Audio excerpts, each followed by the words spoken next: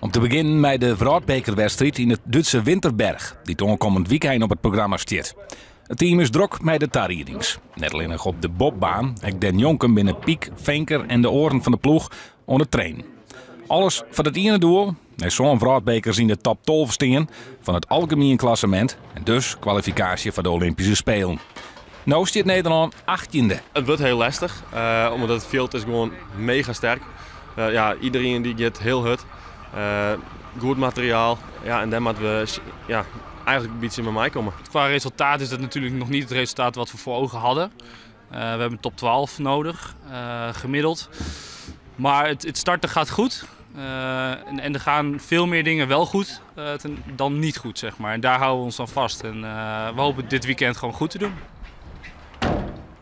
Op naar de bobbaan in Winterberg. Daar in de ploeg op een dij 2 afdalingsmeisjes als training. Dat is net een soort en dus moet in die 2 trainingsruns alles goed wezen. Ja, we hebben net een slee klaargemaakt om af te dalen. Dus zo meteen kunnen we warming-up gaan doen en dan gaat het los. Net sinds de teleurstellende resultaten van Jeddere Vroudbekers gaat het bobteam gewoon op dezelfde voet verder. Nou, heel veel veranderen heeft op zich niet zo heel veel zin, want dat verstoort het proces ook weer. En ik ben van mening dat we dat niet moeten doen.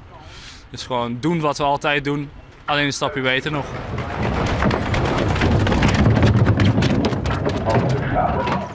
Met snelheden van boppen de 100 kilometer sjeest de Nederlandse bob over de baan.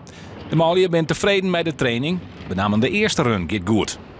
Net sinds de lastige positie waarin ze zitten, zetten ze de spelen nog altijd net uit de hollen.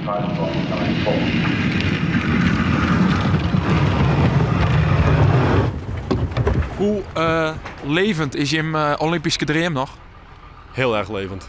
Ja, daarom zijn we hier natuurlijk en daarom werken we elke week nog zo hard.